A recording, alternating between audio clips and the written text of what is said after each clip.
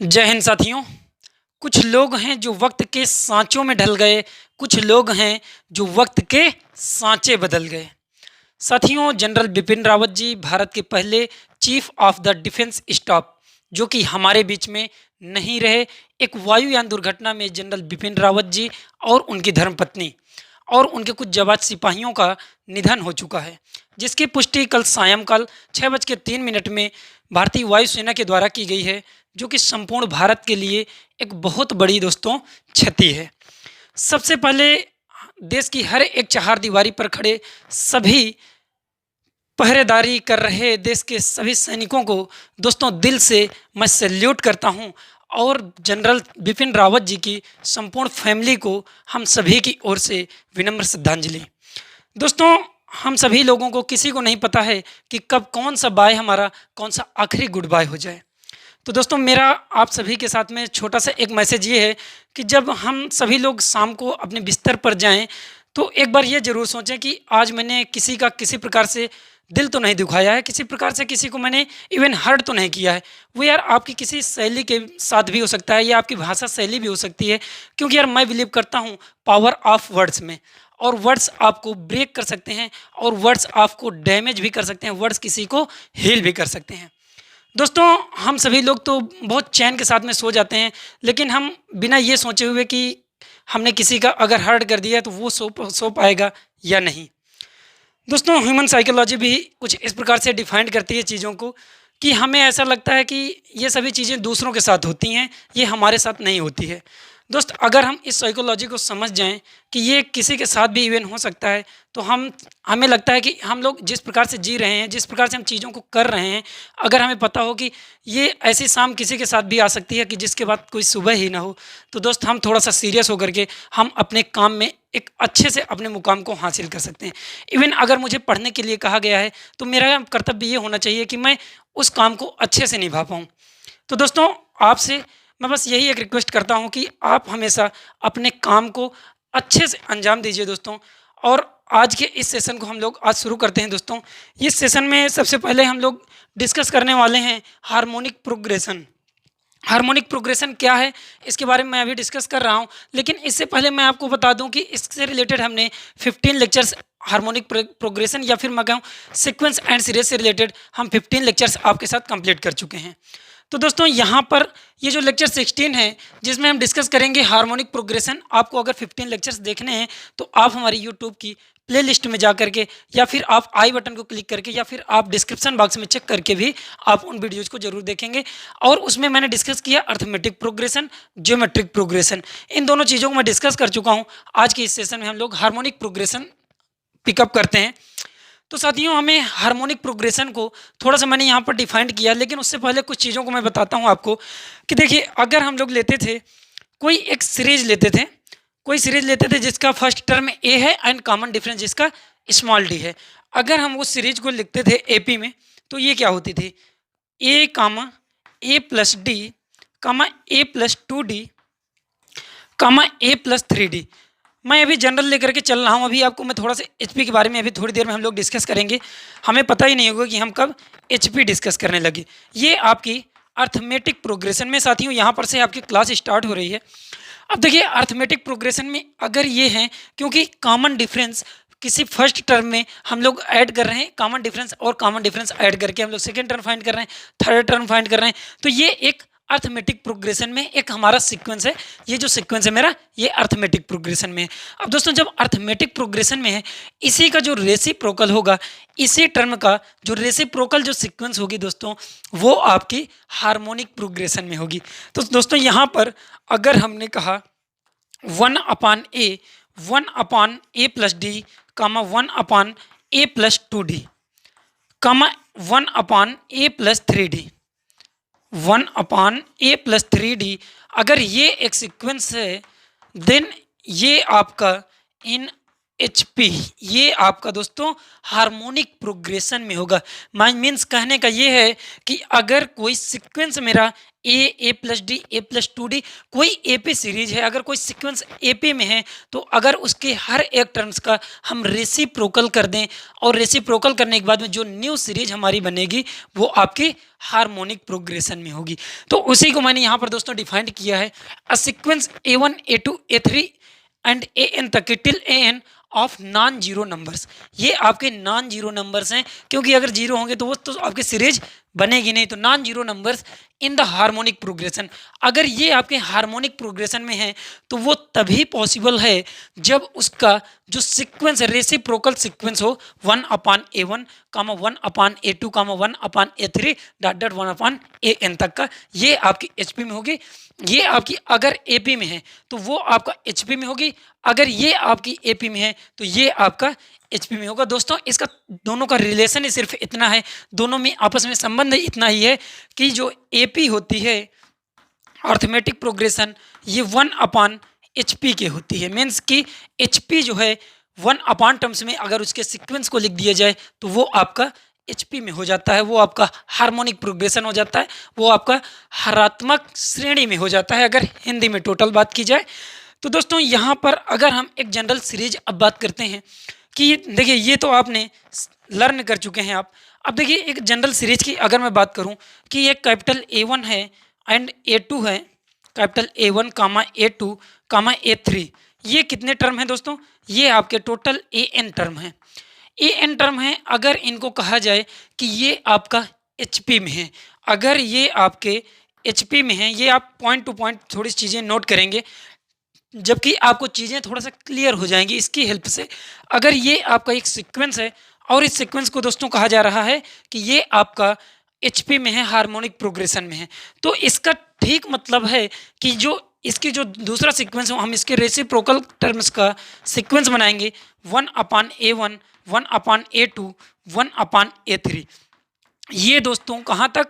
1/AN तक, till जो इसके टोटल टर्म होंगे N टर्म, ये आपके अर्थमेटिक प्रोग्रेशन में होंगे। और अर्थमेटिक प्रोग्रेशन आप पढ़ चुके हैं, अगर अर्थमेटिक प्रोग्रेशन में होंगे तो सिंपल इसका वही चीज़ें आप वही फंडे लगा देंगे कि इसका जो कॉमन डिफरेंस होगा दोस्तों वो आपस में इक्वल होगा। कॉमन डिफरेंस इसको आप सॉल्व करेंगे, ये आपका अपने आप आपको मिल जाएगा।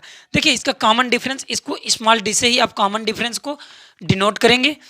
कॉमन डिफरेंस, और कॉमन डिफरेंस दोस्तों होता क्या है, अगर आपको हम थोड़ा सा रिकॉल करा दें तो कॉमन डिफरेंस आपका होता ये है कि यार कोई भी एन टर्म लीजिए और पेरियर ऑफ टर्म ले लीजिए, मतलब दोनों को अगर हम लोग आपस में सब्ट्रैक्ट कर दें, मतलब ये अगर मैंने यहाँ पर T2 लिया, T2 को मैं सब्ट्रैक्ट कर दूँ T1 के साथ में, T1 T2 माइनस T1, या फिर मैं कह दूँ TN माइनस TN-1। अगर कोई टर्म हम स्मॉल डी कहें उसको कि स्मॉल डी है, तो अगर हम TN लिखें माइनस TN-1, ये आपका जो टर्म होगा दोस्तों ये आपका हमेशा रिप्रेजेंट करेगा कॉमन डिफरेंस को। और कॉमन डिफरेंस हमेशा अर्थमेटिक प्रोग्रेशन में इक्वल होता है, वो कहीं पर से भी ले लिया जाए। तो ये अगर हम लोग AP में सीरीज को सॉल्व करेंगे, और AP के सीरीज का nth टर्म आपको पता है क्या दोस्तों? AP के सीरीज का nth टर्म क्या होता है? AP सीरीज में हमने nth टर्म आपके साथ डिस्कस किया था कि nth टर्म होता है nth term. nth term AP में हम अभी बता रहे हैं A plus N-1 into D, ये आपका nth टर्म का फार्मूला होता था, nth term of AP, nth term of AP। अगर nth टर्म हमारा AP में ये है दोस्तों, तो HP में क्या हो जाएगा nth टर्म? अगर AP में ये मेरा nth टर्म है, ये जो है एक nth टर्म है मेरा AP में, तो फिर अगर हम HP की बात करें तो उसका nth टर्म क्या हो जाएगा? सीधा मैंने कहा कि इसका कोई भी टर्म होगा अगर वो HP में है, अगर वो HP में होने के लिए कह रहा है तो उसका सिर्फ आप रेसिप्रोकल फाइंड कर देना। उसका अगर मैं रेसिप्रोकल फाइंड करूंगा तो ये कितना आ जाएगा? ये आ जाएगा 1/A plus N-1 into D. और दोस्तों यहाँ पर ये जो आपका A होगा ना, ये जो आपका A होगा दोस्तों, ये होगा A1। ये जो आपका A होगा, यहाँ पर जो A है ये होगा A1। मीन्स ये जो फर्स्ट टर्म होगा ये फर्स्ट टर्म होगा 1/A1। तो इसको कुछ इस प्रकार से हम लोग लिखें, ये 1 मैंने लिखा है 1/A1, जो इसका फर्स्ट टर्म होगा यहाँ पर, ये एक HP के लिए nth टर्म का फार्मूला है। nth टर्म के लिए HP का ये फार्मूला है दोस्तों, इसे आप लोग लर्न कर लेंगे, इसे आप लोग लिख लेंगे, या फिर इसमें जो A हम लोग पुट करेंगे, ये जो A होगा ये 1/A1 आएगा। मीन्स ये मैं सीरीज में इस सीरीज का फर्स्ट टर्म लूँगा, ये जो सीरीज मैं काउंट करूँगा उसका हम लोग यहाँ पर फर्स्ट टर्म लेंगे।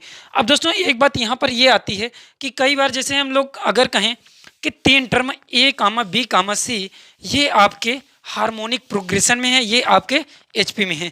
ये दोस्तों एक सेकेंड बात है, इसको थोड़ा सा आप लोग नोट करेंगे और ये काफ़ी इंपॉर्टेंट रहेगा, क्योंकि HP की जो आपकी डेफिनेशन है यहीं पर से हम लोग इसे क्लियर करेंगे।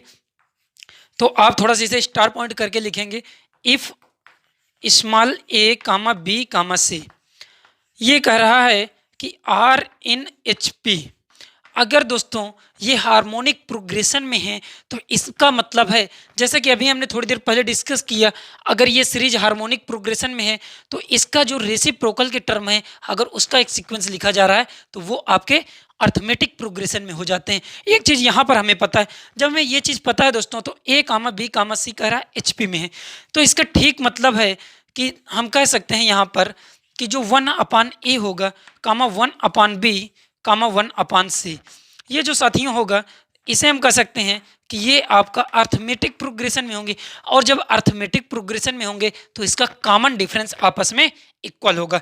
इसका दोस्तों कॉमन डिफरेंस इक्वल करेंगे 1/B minus 1/A equal to 1/C minus 1/B। या फिर एक चीज़ हम और यहाँ पर कर सकते थे, ये भी कर सकते थे। और AP के लिए दोस्तों एक आपको और चीज़ पता है कि इसका जो मिडिल टर्म होता है, जो इसका मिडिल टर्म होता है उसका 2 टाइम्स, मिडिल टर्म्स का 2 टाइम्स इक्वल होता है first term and last term के सम के इक्वल। मीन्स मैं इसे लिख सकता हूँ, अगर मैं इसे कहूँ कि 2/B इक्वल है 1/A प्लस 1/C के। अब दोनों ये इक्वल हैं साथियों, अगर ये इक्वल है तो इसे थोड़ा सा और सिंप्लीफाई करिए। जब सिंप्लीफाई करेंगे तो आपका न्यूमरेटर में यहाँ हो जाएगा A plus C divided by AC, ये हो जाएगा दोस्तों 2/B के इक्वल। यहाँ पर से आप B की क्या वैल्यू फाइंड कर लेंगे, यहाँ पर से जो हम B की वैल्यू फाइंड करेंगे दोस्तों, ये आपका क्रॉस मल्टीप्लाई हो जाएगा। जब इसको क्रॉस मल्टीप्लाई करेंगे तो साथियों यहाँ पर हो जाएगा 2AC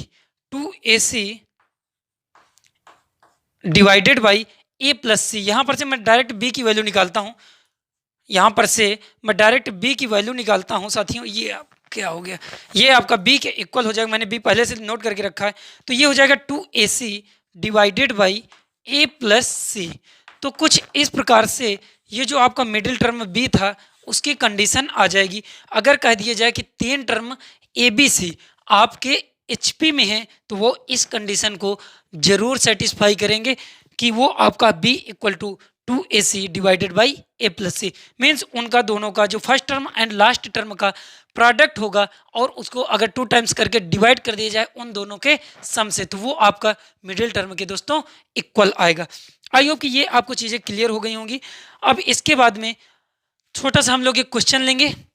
आई होप कि आपको अर्थमेटिक प्रोग्रेशन से रिलेट करके अपने जो आपका हार्मोनिक प्रोग्रेशन था उसको यहाँ पर डिस्कस किए हैं। अब देखिए यहाँ पर हम लोग एक एग्जांपल लेंगे। अभी तक का ये जो चीज़ें थी यहाँ पर कोई दिक्कत नहीं आई होगी। अगर कहीं पर दोस्तों कोई प्रॉब्लम आती है तो आप फीडबैक देना कमेंट सेक्शन में, हम लोग उसे फिर से डिस्कस करेंगे। अब देखते हैं यार इससे रिलेटेड एक अच्छा सा एग्जाम्पल, और जो कि अपने आपके JEE से रिलेटेड किसी भी एग्जाम में जो कि आपके एग्जाम होते हैं इंजीनियरिंग के रिलेटेड, उनमें हर एक एग्जाम में पूछे गए एग्जाम्पल्स हम लोग पिकअप करेंगे और उसकी हेल्प से समझने की कोशिश करते हैं कि हार्मोनिक प्रोग्रेशन से रिलेटेड क्वेश्चंस को हम लोग किस प्रकार से सॉल्व करते हैं। साथियों ये जो हमारा एग्जाम्पल है पहला, हमने इस एग्जाम्पल को लिया है और इसमें हम लोग फाइंड करेंगे कि ये कौन सी सीरीज है। और ये क्वेश्चन इस प्रकार से है कि हमने यहाँ पर लेट करके रखा है, क्वेश्चन ने लेट करके रखा है कि जो A है, B है एंड C, ये 3 नंबर्स हैं और कह रहा है कि ये हैं अर्थमेटिक प्रोग्रेशन में। एंड 2 चीज़ें और कंडीशन एक दे करके रखी है कि mod A less than 1 and mod B है less than 1, mod C less than 1। इसका क्या यूज है अभी हम आपके साथ डिफाइन करेंगे। और दूसरी चीज़ कह रहा है कि if x equal to 1 plus A square plus A की पावर 3 प्लस A की पावर 4, ये टिल कहाँ तक जा रहा है, इनफाइनाइट टर्म्स तक। एक ये सीरीज दी हुई है जिसका सम x है। दूसरी सीरीज है y की इक्वल 1+b+b² ये भी टिल इनफाइनाइट टर्म्स तक जाती है। और तीसरी एक सीरीज देकर के रखी है z equal to 1+c+c² plus ये आपका जाता है ऐसे ही इनफाइनाइट टर्म्स तक। देन हमें एक्स वाई जेड में रिलेशन फाइंड करना है। एक्स वाई जेड में क्या रिलेशन है और उसके 4 ऑप्शन देकर के रखे हैं। फर्स्ट है अर्थमेटिक प्रोग्रेशन, सेकंड है आपका ज्योमेट्रिक प्रोग्रेशन, थर्ड है आपका हार्मोनिक प्रोग्रेशन एंड फोर्थ है आपका नन ऑफ दीज, इनमें से कोई नहीं। ये आपका जो एग्जाम AIEEE 2005 में दोस्तों उसमें पूछा गया क्वेश्चन है। ये क्वेश्चन इतना आसान क्वेश्चन है कि आपको 2 मिनट लगेंगे इसे करने में, लेकिन थोड़ा सा अभी ये क्वेश्चन की स्टार्टिंग है, इसकी वजह से मैं आपको इसे पूरा सिंप्लीफाई करके शो करूंगा। देखिए यहाँ पर इसने एक चीज़ दे करके रखी है, हमने AP arithmetic progression and GP 2 चीज़ें पढ़ करके रखा है और HB हम लोग डिस्कस ही कर रहे हैं। तो दोस्तों AP और GP से रिलेटेड तो प्रॉब्लम अगर है इस क्वेश्चन में इन्वॉल्व है तो वो हमें पता है, ऐसा हम मान के चल रहे हैं। देखिए यहाँ पर एक सीरीज दे करके रखी है, एक सीरीज दे करके रखा है 1+a+a², सेकेंड भी है y इक्वल टू जेड भी है। इस प्रकार के 3 सीरीजें हैं और तीनों सीरीज में हम एक चीज़ देख रहे हैं कि ये जो 3 सीरीज हैं दोस्तों ये आपकी क्या फाइंड कर रही हैं, ये आपकी क्रिएट कर रही हैं जियोमेट्रिक प्रोग्रेशन। आपको क्वेश्चन देखते ही पता हो जाएगा अगर आपने लर्न करके रखा है कि ये आपकी एक ज्योमेट्रिक प्रोग्रेशन है, ये एक जीपी है और जीपी के इनफाइनाइट टर्म्स का सम वहाँ पर लिखा हुआ है। जीपी के इनफाइनाइट टर्म का सम लिखा हुआ है। साथियों जीपी के इनफाइनाइट टर्म्स का जो सम होता है वो क्या होता है, एस इनफाइनाइट। एस इनफाइनाइट होता है A/1 - R के इक्वल। जो जीपी के इनफाइनाइट सम्स का जो फार्मूला है वो होता है A/1 - R। इस फार्मूले का हम इन तीनों पे यूज करेंगे, उसके बाद में इस क्वेश्चन को हम सॉल्व करेंगे। साथियों इसको हम लोग सॉल्व कर रहे हैं तो सबसे पहले जो हमें गिवन है, जो गिवन डाटा है उसका यूज करेंगे। सबसे पहले हमें गिवन है कि x इक्वल टू 1+a+a²। इसमें आपका जो x है वो फर्स्ट टर्म इसका क्या है, इस सीरीज में फर्स्ट टर्म है मेरा a इक्वल टू 1। यहाँ पर a इक्वल टू 1 है एंड जो फर्स्ट में आपका कॉमन रेशियो क्या है, क्योंकि जीपी में तो हमें r की ज़रूरत पड़ती है, r की नीड होती है और इसे हम डिफाइन करते हैं कि ये आपका कॉमन रेशियो है। एंड कॉमन रेशियो कैसे फाइंड करते हैं, कोई भी टर्म लेते हैं और उसके ठीक एक पहले वाले टर्म से हम उसको डिवाइड कर देते हैं तो कॉमन रेशियो मिलता है हमारा। जो d है दोस्तों वो हो जाएगा यहाँ पर स्मॉल a। अब AP के इनफाइनाइट सम का हम यहाँ पर फार्मूला लगाएंगे। फर्स्ट के लिए एस इनफाइनाइट क्या हो जाएगा, A/1 - R। a है इसका first term 1 divided by 1 - R। R की वैल्यू है स्मॉल a।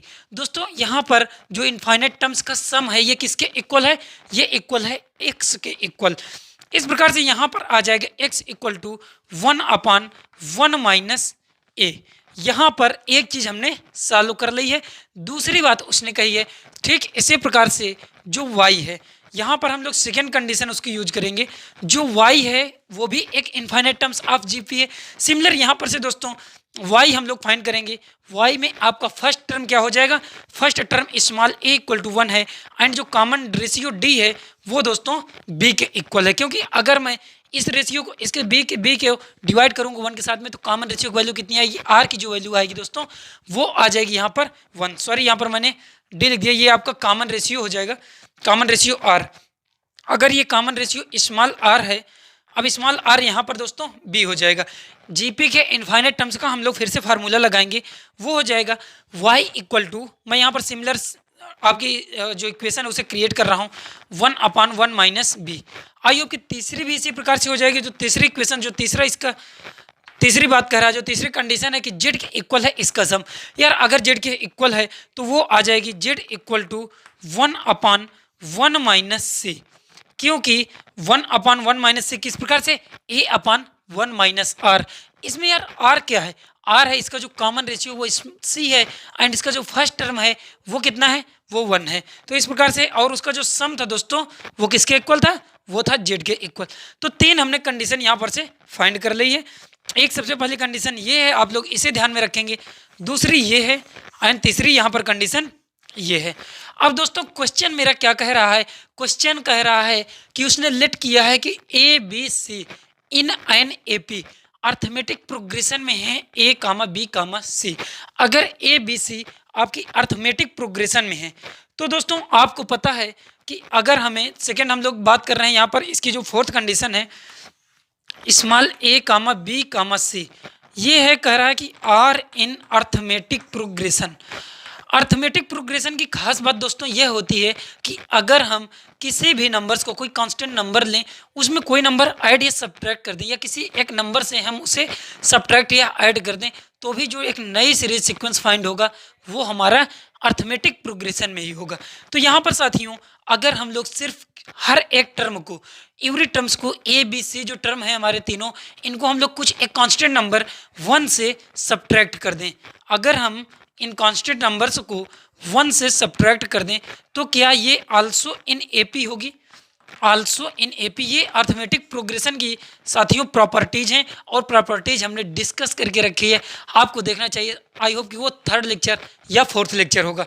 तो दोस्तों ये 1 minus A 1 minus B 1 minus C also in AP आ गई।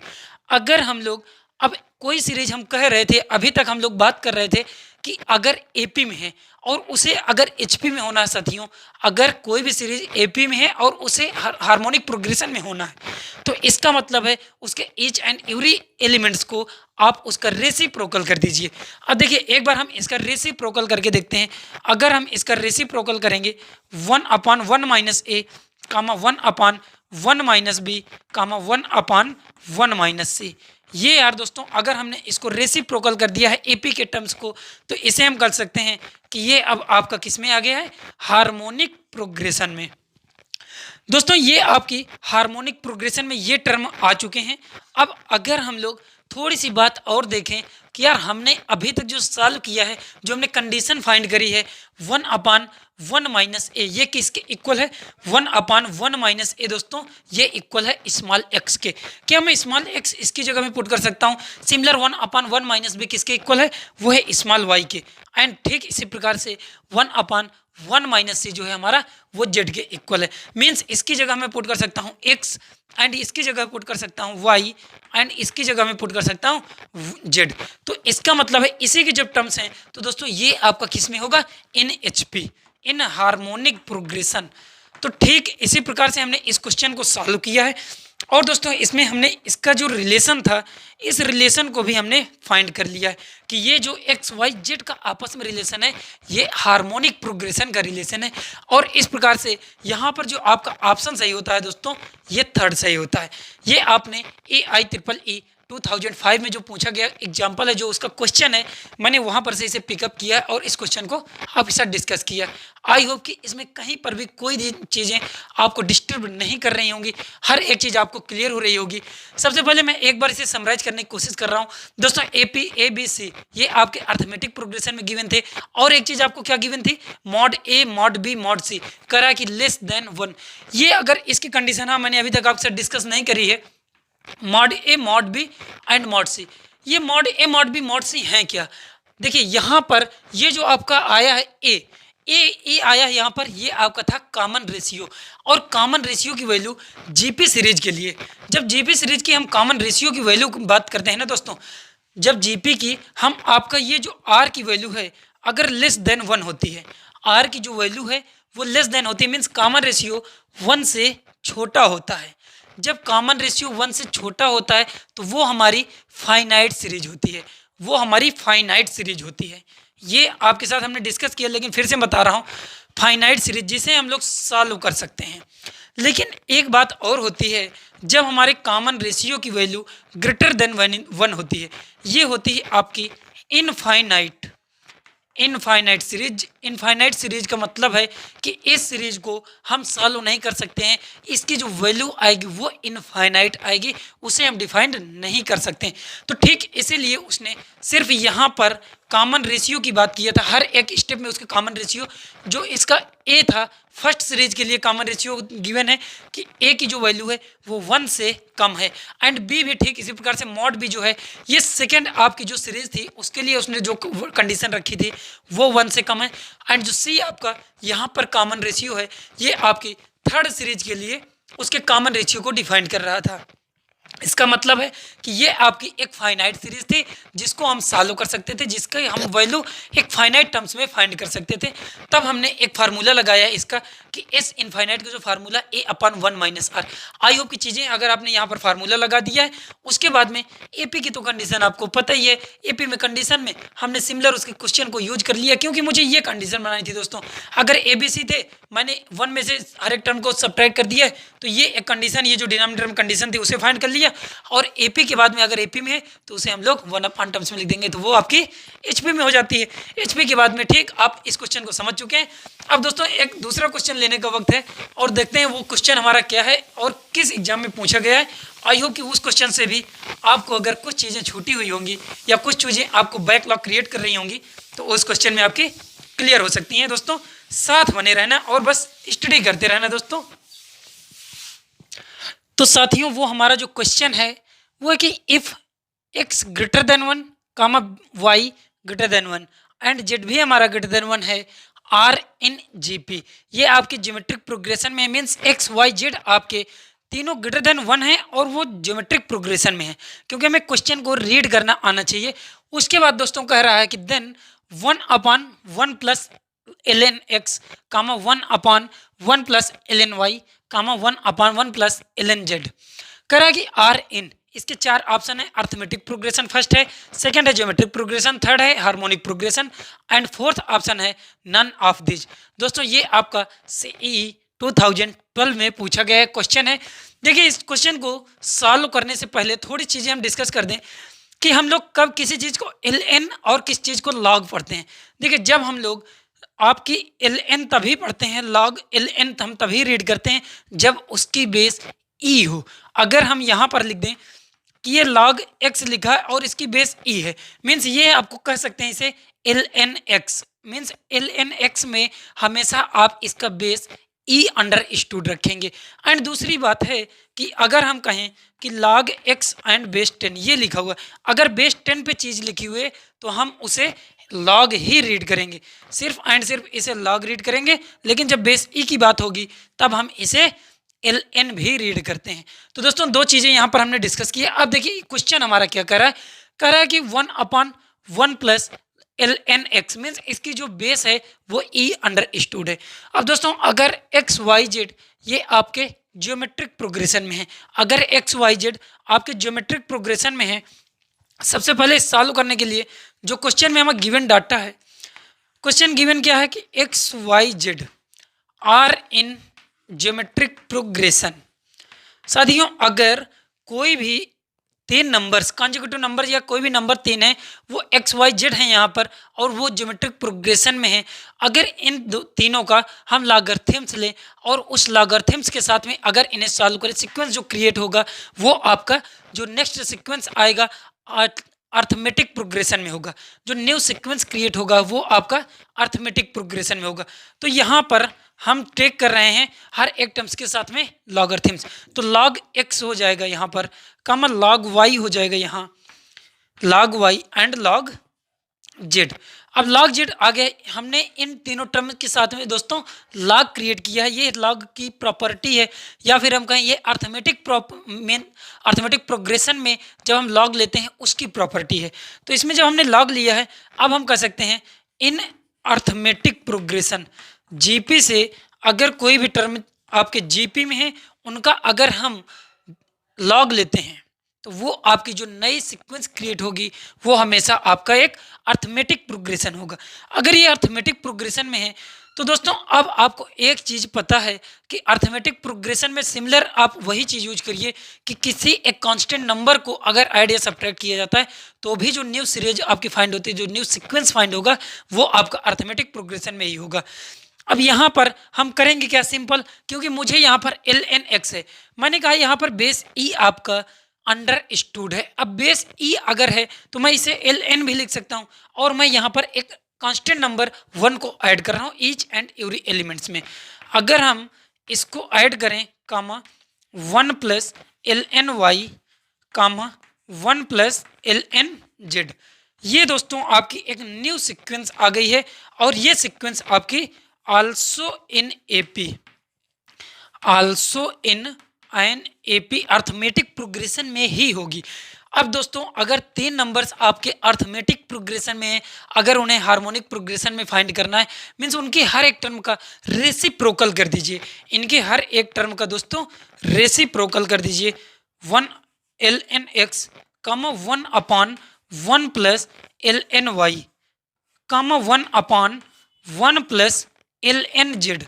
ये साथियों आपने अब जो एक न्यू सीक्वेंस यहाँ पर फाइंड किया है, ये जो सीक्वेंस है ये आपका हार्मोनिक प्रोग्रेशन, ये आपका हरात्मक श्रेणी में होगा, ये आपका HP में होगा। तो दोस्तों यही हमने फाइंड करना था। देन ये आपकी एक वैल्यूज क्रिएट करके रखा था, x जो है हमारा ग्रेटर देन 1 है, y ग्रेटर देन 1 है। ऐसा क्यों कहा था? देखिए इस चीज़ का यूज क्या है, इसको हमेशा याद में रखिए, हमेशा लर्न करिए कि ये जो कंडीशन दी गई है क्वेश्चन में ये क्यों दी गई है। क्योंकि अगर लॉग जो है हमारा x, यहाँ पर x की जो वैल्यू है, अगर दोस्तों हम ये 1 क्रिएट कर देंगे तो log 1 की आपको वैल्यू पता है ना, log 1 हमेशा आपका 0 होता है। तो इस वजह से उसने log 1 ना कह के मीन्स 1 से हमारी जो वैल्यूज होंगी वो हमेशा बड़ी होंगी। log की जो यहाँ पर जो वैल्यू लेनी है इस क्वेश्चन में पार्टिकुलर, वो हर एक क्वेश्चन में log की जो वैल्यू होगी, जो x y z हैं वो 1 से बड़े होंगे। देन हम इस चीज़ को सॉल्व कर सकते हैं। और यार हमने एक चीज़ फाइंड कर ली है, जो हमारा रिलेशन था, जो क्वेश्चन कह रहा था कि ये फाइंड करिए 1 upon 1 plus ln x, 1 upon 1 plus ln y and 1 plus 1 upon ln z। तो इस प्रकार से इसका जो ऑप्शन सही होता है दोस्तों वो थर्ड है, और इसका जो रिलेशन आता है वो आपका आता है हार्मोनिक प्रोग्रेशन। आई होप कि ये क्वेश्चन भी आपको वेरी वेल समझ में आया होगा। कहीं पर भी बैकलॉग क्रिएट होते हैं दोस्तों तो फीडबैक देना कमेंट सेक्शन में। और अब एक लास्ट क्वेश्चन लेते हैं हम लोग सिग्मा नोटेशन का। ये क्वेश्चन भी यार आपके जेईई एग्जाम में पूछा गया है, सिग्मा नोटेशन, जो कि हमने प्रीवियस क्लास में आपके साथ में लेक्चर में डिस्कस किया था सिग्मा, और उससे रिलेटेड ये जो क्वेश्चन है कल ही हमने थोड़ा सा रीड किया तो ये क्वेश्चन समझ में आया कि बहुत अच्छा क्वेश्चन है, और मैं उसे आपके साथ डिस्कस करने वाला हूँ। तो ये जो हमारा क्वेश्चन है सिग्मा नोटेशन से लिया गया है, और सिग्मा नोटेशन हम आपके साथ डिस्कस कर चुके हैं। ये क्वेश्चन अच्छा था, इस वजह से मैंने सोचा आपके साथ डिस्कस करते हैं। ये कि द वैल्यू ऑफ, इसकी मुझे वैल्यू फाइंड करनी है, और इसमें समीशन ही हमें फाइंड करना है, जो कि दिया हुआ है समीशन ऑफ 1, और जो कि 1 k इक्वल टू 1 से j तक जाता है। इसका होल समीशन है j इक्वल टू 1 से i तक, एंड ये i जो है आपका आयोटा वाला i है। उसके बाद में दोस्तों ये जो है आपका होल समीशन है, टोटल इनका तीनों का समीशन, दोनों का जो समीशन ऑफ i की जो वैल्यू है 1 से n तक जाती है। कह रहा है कि इज ये आपका किसके इक्वल है, और ये है फर्स्ट ऑप्शन इसका सिग्मा n, सेकंड है सिग्मा n स्क्वायर, थर्ड है sigma n cube, and fourth है आपका नन ऑफ दीज। ये आपका जेईई 2009 में पूछा गया क्वेश्चन है, जो कि प्रीवियस ईयर क्वेश्चन से हमने यहाँ पर पिकअप किया है। अब दोस्तों अगर इस क्वेश्चन को आप देखेंगे, ये साधारण लोग देखेंगे या कोई भी देखेगा, थोड़ा सा आपको हार्ड लगेगा, लेकिन आप मेरे साथ अगर बने रहेंगे ना तो इसे हम लोग बहुत आसानी से सॉल्व कर लेंगे। ये दोस्तों क्वेश्चन है कि जैसे इसने कहा समीशन ऑफ इसका, तो उतने ही क्वेश्चन को सिर्फ सॉल्व करना है। सबसे पहले इस क्वेश्चन को हम लोग सॉल्व करने के लिए जिसकी वैल्यू मुझे फाइंड करनी है, जो हमें गिवन है उसके अनुसार हम इसे चलते हैं। हमें गिवन क्या है, हमें गिवन है सिग्मा ऑफ जे की जो वैल्यू k इक्वल टू 1, जो i है 1 है, इसको सबसे पहले लिखते हैं, मीन्स इसको पूरा ही लिख देते हैं, summation of i equal to 1, उसके बाद n है, होल समीशन है ये। तो सेकंड है आपका j equal to 1, j equal to 1 कहाँ तक जाता है दोस्तों, ये i तक जाता है। उसके बाद जो फर्स्ट है हमारा 1 की, और k इक्वल टू 1 से लेकर के ये है हमारा j तक, इसकी हमें वैल्यू फाइंड करनी है। अगर इसकी वैल्यू फाइंड करनी है दोस्तों तो ये है आपका 1, और 1 को कह रहा है कि k से हम लोग इधर से लेकर के पहले सॉल्व करेंगे ये टर्म, उसके बाद सेकंड जो सॉल्व कर लेंगे, उसके बाद सॉल्व करेंगे हम लोग ये टर्म्स, फिर उसके बाद में थर्ड सॉल्व करेंगे हम ये। कुछ इस प्रकार से इस क्वेश्चन को हम सॉल्व करेंगे, और ये क्वेश्चन बहुत आसान हो जाएगा, समझने की बस देरी है दोस्तों। अगर k की जो वैल्यू है, k की वैल्यू को हम लोग लिख रहे हैं 1 से j तक, और ये 1 का समीशन है। अगर हम इसे कह रहे हैं कि देखिए यहाँ पर हम लोग थोड़ा सा स्टेप समझने की कोशिश करते हैं। ये है आपका i इक्वल टू 1 से n तक, इसे तो आप ब्रैकेट में जो है उसे एज इट इज रहने दीजिए, सेकेंड को भी आप ऐसे ही ब्रैकेट में पुट कर दीजिए। ये है आपका सेकेंड में j इक्वल टू 1 से लेकर के i तक, किसकी वैल्यू है, ये जो आपकी अंदर वैल्यूज है फर्स्ट कोष्टक में स्मॉल ब्रैकेट में, और स्मॉल ब्रैकेट में जो चीज़ लिखी है ये सिग्मा 1, और सिग्मा 1 की जो वैल्यू है k इक्वल टू वन से लेकर के जे तक जा रही। मीन्स कि वन को अगर हम वन लिख रहे हैं उसके बाद में फिर वन वन वन, ये कितने टाइम्स तक जा रही है, पहले वन आएगा फिर उसके बाद वन आएगा, कितने टाइम्स तक जाता चला जाएगा, ये आपका जे तक दोस्तों जा रहा है। इसके टोटल टर्म है, कुछ हम कह नहीं सकते हैं, लेकिन ये टोटल टर्म दोस्तों कह रहा है कि जे तक जा रहा है। अगर वन को हम किसी नंबर जे से ही सीधा मल्टीप्लाई कर दें या फिर वन को जे टाइम्स हम इसे ऐड करें, जे टाइम्स ऐड करें या फिर उससे मल्टीप्लाई करा दें, यार बात तो एक ही है ना। अगर हम मल्टीप्लाई करा देते हैं तो ये सिंपल सा इसका जो समीशन आ गया है, वन को कितनी भी बार, यार वन को अगर हम लोग कितनी भी बार ऐड करें, वन को कितनी बार ऐड करें या फिर वन को सीधा उससे मल्टीप्लाई करा दें, ठीक, इसका मतलब है कि वो आपका जे के इक्वल आ जाएगा। वन को कितनी बार मल्टीप्लाई करें तो हम लोग उसको जे के इक्वल आ जाएगा। अब दोस्तों ये आपका इतना सा जो ब्रैकेट है, छोटा सा स्मॉल ब्रैकेट, इसको आपने सॉल्व कर लिया है यहाँ पर। तो दोस्तों ये जो आपका आ गया है, ये आ गया है आपका स्मॉल जे के इक्वल। हमने इतनी सी इसकी जो वैल्यू थी उसे सॉल्व कर लिया है। अब इसके बाद में जो हमारी नेक्स्ट प्रॉब्लम आती है, यहाँ पर जो नेक्स्ट प्रॉब्लम है कि अब ये हमारा जो स्मॉल ब्रैकेट के बाद में ये जो करली ब्रैकेट आता है, इसको हम लोग अब सॉल्व करेंगे। करली ब्रैकेट को सॉल्व करने के लिए ये आपका समीशन आ गया है जे इक्वल टू 1 से आई तक में, और ये समीशन हमें किसका फाइंड करना है, जे का। अगर जे का हमें समीशन फाइंड करना है तो सबसे पहले के की वैल्यू 1 रखेंगे, फिर के की वैल्यू 2 रखेंगे, के की वैल्यू 3 रखेंगे, के की वैल्यू 4 रखेंगे। कब तक रखेंगे, कहाँ तक, आई तक। हम लोग टोटल टर्म्स इसके आई पुट करेंगे। तो इसका जो नेक्स्ट स्टेप है साथियों, वो कुछ इस प्रकार से आ जाएगा। ये है समीशन ऑफ है I equal to 1, I equal to 1 से लेकर के एन तक ये क्वेश्चन है, और इसको सॉल्व कर रहे हैं। जब इसको सॉल्व करेंगे तो जे की जो वैल्यू है उसको पुट करिए। जे की जो वैल्यू है करली ब्रैकेट हम पुट करेंगे। करली ब्रैकेट में अब जो जे की वैल्यू है, जे इक्वल टू 1 से लेकर के आयोटा तक, इसको पुट कर रहे हैं। अगर हम इसका समीशन निकालना चाहते हैं तो इसका मतलब है, ठीक, इसका मतलब है 1 प्लस, इसका सबसे पहले 1 हमने वैल्यू पुट की है, फिर हमने 2 पुट किया, फिर हमने 3 पुट किया, फिर हमने 4 पुट किया। सिंपल कहाँ तक दोस्तों जाएंगे, सिंपल हम लोग जाएंगे, लास्ट टर्म है इसका आई, आयोटा तक हम लोग इसको जाएंगे सॉल्व करते हुए, और इस प्रकार से इस टर्म्स को भी हमने फाइंड कर दिया। और इसका मुझे सम निकालना है। ये जो बात उसने लिखी है वो इतनी बड़ी सी बात लिखी हुई है छोटे से ब्रैकेट में। अगर हमें सम फाइंड करना होता है 1 to n टर्म्स का, अगर मैं कह रहा हूँ कि मुझे सम फाइंड करना है 1 2 3 plus 4 plus till n term का, टिल n टर्म का अगर हमें सम फाइंड करना होता है दोस्तों, तो एक फार्मूला होता है। ये एक आपकी अर्थमेटिक सीरीज है, अर्थमेटिक प्रोग्रेशन वाली सीरीज है। अगर ये एक सीरीज है तो इसका जो फार्मूला होता है सिग्मा n, इसको हम लोग कहते हैं n into n plus 1 divided by 2। ये आपका एक फार्मूला होता है। इस फार्मूले का यूज करके मीन्स जो n है दोस्तों वो टेंड्स कर रहा है आयोटा के साथ में। अगर n को हम i के साथ में रिप्लेस कर दें तो कोई दिक्कत नहीं है, क्योंकि मेरा क्वेश्चन यही कर है। अब यहाँ पर हम इसे रिप्लेस करेंगे, मीन्स इसको हम डायरेक्ट लिख सकते हैं n into n plus 1 by 2 की जगह में i into I plus 1 divided by 2। तो दोस्तों अब नेक्स्ट स्टेप आता है। नेक्स्ट स्टेप में हम लोग सिर्फ i इंटू आई प्लस 1 इसको लिखेंगे और ये n हो जाएगा। अब ये हमने कहा कि आप लिख सकते हैं इसे i into I plus 1 divided by 2 के इक्वल। अगर हम इसे i into I plus 1 I plus 1 divided by 2 ये आपका है। अब इसका मुझे समीशन फाइंड करना है।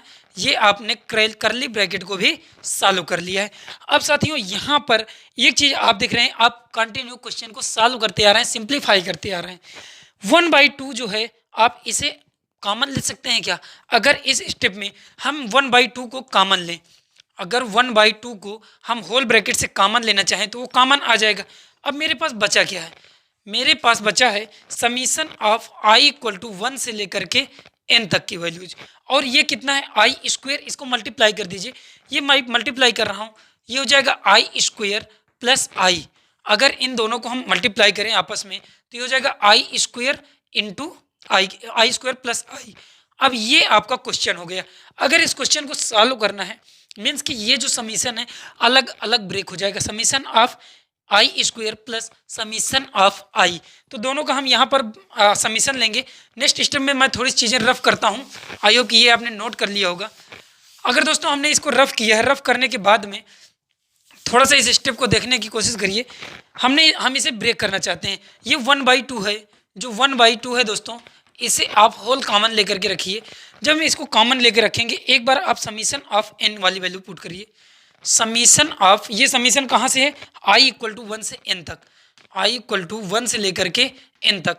मैंने कहा कि आई स्क्वायर को एक अलग ब्रैकेट में इसको सॉल्व करिए, summation of I square plus यही ठीक समीशन आप लीजिए i इक्वल टू 1 से लेकर के n तक, और ये आपका i के इक्वल है। अब इस क्वेश्चन को हमें सॉल्व करना है, इतनी सी अभी हमें सिंप्लीफिकेशन करनी। मीन्स ये जो है आपका आई स्क्वायर के टर्म्स है, और आई की जो वैल्यू है 1 से n तक हम इसमें पुट कर रहे हैं। मीन्स ये आपका आई की जब वैल्यू 1 पुट करूंगा, मीन्स 1 स्क्वायर हो जाएगा, उसके बाद प्लस फिर y की वैल्यू मैं 2 पुट करूंगा, और वो हो जाएगा 2 square, 1 square plus 2 square plus 3 square, total कितने टर्म है, n है। मीन्स ये n टर्म्स तक जाएगा, n स्क्वायर टर्म्स तक। मैं इसे लिखने की कोशिश करता हूँ, ये हो जाएगा 1 square plus 2 square plus 3 square plus dot dot dot, कितने टर्म है टोटल, n स्क्वायर। ये आपने फर्स्ट चीज को ड्रा किया, फर्स्ट चीज को आपने लिख दिया, जो आपका जो क्वेश्चन था, इतना जो आपका क्वेश्चन है वो जो बात लैंग्वेज कह रहा है उसको हमने यहाँ पर ड्रा किया। सेकेंड बात कह रहा है कि प्लस, अब देखिए जब ये प्लस कह रहा है कि सिग्मा आई इक्वल टू 1 से ये n तक जा रहा है, 1 से n तक, मीन्स पहली वैल्यू इसकी 1 है, फिर 2 है, फिर 3 है, फिर 4 है, n काउंट्स तक हम लोग इसे काउंट सम डिजिट इसके सम करेंगे। इसके जो डिजिट्स हैं ये है 1 प्लस 2 प्लस 3 प्लस ये एंड सो ऑन, प्लस कितने तक जाएगा दोस्तों, ये n तक जाता है। इसका मतलब है अब मुझे जो क्वेश्चन है मेरा वो इतना सा क्वेश्चन है, और उसकी इतनी सी बात है, इतना सॉल्व करना है दोस्तों। 1 square plus 2 square plus 3 square n square, mean sigma n square आपने रीड कर चुका है पहले। आप लोग सिग्मा n स्क्वायर जीपी के जब हम लोग स्क्वायर सम का फार्मूला, n टर्म्स के सम का फार्मूला देख रहे थे, तब हमने इसे आपके साथ डिफाइंड किया था। ये कितना होता है, ये होता है n into n plus 1 two n plus 1 by 6 के इक्वल। तो साथियों उसकी वैल्यू पुट करूंगा, ये हो जाएगा n into n plus 1 two n plus 1 divided by 6, ये 2n प्लस 1 है, 1 है, आई होप कि दिख रहा होगा, डिवाइडेड बाई 6 प्लस, और ये जो अगली चीज लिखी हुई है ये है आपका सिग्मा n, और सिग्मा n मैंने अभी भी आपको बताया सिग्मा n होता है n into n plus 1 divided by n into n plus 1 by 2, ये आपका डिवाइडेड बाई 2 के इक्वल होता है। अब दोस्तों इस स्टेप में आपको एक चीज कॉमन दिख रही है, n into n plus 1 divided by 2, आप इसे होल से कॉमन ले लीजिए। जब आप दोस्तों यहाँ पर कॉमन लेंगे तो इसका मतलब है कि यार ये कितना हो जाएगा, 1/2 मैं कॉमन ले रहा हूँ, ये हो जाएगा 1/4, 1/4 हो जाएगा। न्यूमरेटर में कितना कॉमन ले रहे हैं, n into n plus 1 divided by हो गया ये 4, मैंने 2 का मल्टीप्लाई भी साथ में करा दिया। जब मैंने 2 का मल्टीप्लाई करा दिया, यहाँ पर कितना रिमेनिंग टर्म्स क्या बचा है, ये रिमेनिंग टर्म्स बचा है 2n plus 1 divided by denominator में 3, और यहाँ पर दोस्तों कुछ भी टर्म्स नहीं बचा, मीन्स उसके जो 1 है उसका कोफिशिएंट वो सिर्फ यहाँ रिमेनिंग टर्म्स बचा हुआ है। अब यार इस ब्रैकेट के अंदर की जो चीज़ें हैं उसे हम सिंप्लीफाई करेंगे। सिंप्लीफाई करने के लिए दोस्त यहाँ पर सिर्फ इतना करना है कि 2n प्लस 1, इसके साथ आप एलसीएम लीजिए, 3 हो जाएगा, मीन्स 2n प्लस 4 हो जाएगा, 2n प्लस 4 न्यूमरेटर में हो गया, और मैं वहाँ से 2 डायरेक्ट कॉमन ले रहा हूँ। जब हम 2 कॉमन लेंगे, जब 2 कॉमन लेंगे, यहाँ पर एक स्टेप मैं लिखता हूँ, 2 कॉमन ले रहे हैं। अब जब 2 कॉमन ले रहे हैं तो ये हो जाएगा 2n n plus 1 divided by 4। अब अंदर ब्रैकेट में क्या चीज़ें बची हुई हैं, जो अंदर के टर्म्स है दोस्तों ब्रैकेट में, वो मैंने कहा कि 2n में से n मैंने कॉमन ले लिया, n प्लस 1, n प्लस 2 अंदर बचा हुआ है, n plus 2 divided by 3, n plus 2 divided by 3। इतनी सी कैलकुलेशन थी, और इस कैलकुलेशन में हमने ये जो 2 है मेरा, इस 2 के साथ में 4 को हमने डिवाइड कर दिया, और ये 2 टाइम्स यहाँ पर से जाएगा। अब इसे आप सिंप्लीफाई कर लीजिए। नेक्स्ट स्टेप को हम यहाँ पर लिख रहे हैं, नेक्स्ट स्टेप जब सिंप्लीफाई करके ये कितना बचेगा, n into n plus 1 n plus 2 divided by whole divided by 6। तो इस क्वेश्चन को जब हमने सॉल्व किया है दोस्तों, उसका जो आंसर आ गया है वो इक्वल है n into n plus 1 into n plus 2 divided by 6 के। आई होप कि ये क्वेश्चन आपको समझ में आ गया होगा। अगर यहाँ पर कई लोग मिस्टेक कर सकते हैं, जल्दबाजी अगर होती है तो वो कहते हैं कि n into n plus one 2n+1/6 लिखा, इसका मतलब ये सिग्मा n स्क्वायर है। लेकिन यहाँ पर वो नहीं है यार, यहाँ पर 2n+1 नहीं है, यहाँ पर ये है n+2 मीन्स n+2 अगर इसकी वैल्यूज है तो वो ना तो सिग्मा n होता है, ना सिग्मा n स्क्वायर, ना ही वो सिग्मा n क्यूब। मीन्स वो आपका ऑप्शन फोर्थ को करेक्ट करेगा। और जिस प्रकार से इस एग्जाम में ये क्वेश्चन पूछा गया था और उसका fourth option none of these ही सही था। तो आई होप कि इस क्वेश्चन को समझने में काफ़ी ज़्यादा आपको समझ में आया होगा कि कहाँ पर क्या चीज़ें हमने किया है। और आपने अगर अभी तक भी इस क्वेश्चन को समझ में नहीं आया है आपको, तो यार थोड़ा सा आप क्वेश्चन को बैक करिए, इस वीडियोज़ को बैक करिए, पॉज करिए और खुद से सॉल्व करने की कोशिश करिए, क्योंकि ये क्वेश्चन तो बहुत ही नॉर्मल है। बस इसमें थोड़ा सा समीशन देख करके हमें ऐसा लगता है कि क्वेश्चन कहीं लेंदी तो नहीं है या फिर कहीं क्वेश्चन में डिफिकल्टी तो नहीं है। लेकिन मैंने आपके साथ जब इसे सॉल्व किया है तो कहीं पर दोस्तों आपको डिफिकल्टी समझ में नहीं आई होगी। लेकिन यार एक चीज़ और है कि यार मैं भी एक्सपर्ट नहीं हूँ और ना तो मैं एक टीचर हूँ, मैं भी एक लर्नर हूँ और मैं भी सीख रहा हूँ, मैं भी आपकी तरह एक स्टूडेंट ही हूँ। तो मैंने अपने हिसाब से इसे डिफाइन करने की कोशिश की है। आई होप कि हम दोनों लोगों को आपस में सीखने में ये काफ़ी ज़्यादा हेल्पफुल रहा होगा, क्योंकि मैंने भी सीखा है तो इसलिए मैं भी आपको सिखा पा रहा हूँ। दोस्त कहाँ पर आपको बैकलॉग इस क्वेश्चन में क्रिएट हो रहा है, कहाँ पर कौन सा स्टेप में क्या दिक्कत आ रही है, इस चीज़ को आप मेरे साथ में फीडबैक जरूर देना। अगर आपके पास कोई और भी वेज है कि इस क्वेश्चन को सेकंड मेथड से भी सॉल्व किया जा सकता है तो दोस्त आप मुझे जरूर बताना। आप लोग मुझे कमेंट सेक्शन में आप अपने क्वेश्चन को सॉल्व करके उसकी एक फोटोग्राफ खींचिएगा और गूगल ड्राइव में अपलोड करिए और उसकी लिंक मेरे कमेंट सेक्शन में डालिए। तो दोस्तों मैं उस क्वेश्चन को जरूर देखूंगा और आपका मेथड समझने की कोशिश करूंगा। आई होप कि आज के लिए बस इतना ही। बस मैं आज लास्ट में फिर इतना ही कहना चाहता हूं कि दोस्तों आप अपना काम बहुत अच्छे से करते रहेंगे। बस इसी तरह से आपको कुछ चीज़ें लर्न करनी है या फिर चीज़ों को करना है कि आपको ऐसा लगे कि हो सकता है कि ये किसी का आखिरी दिन भी हो सके। तो दोस्तों बस देखते रहिए यूट्यूब चैनल रिसाइकल रैंकर्स को। Wish you all the very best. Thanks for watching YouTube channel recycle rankers.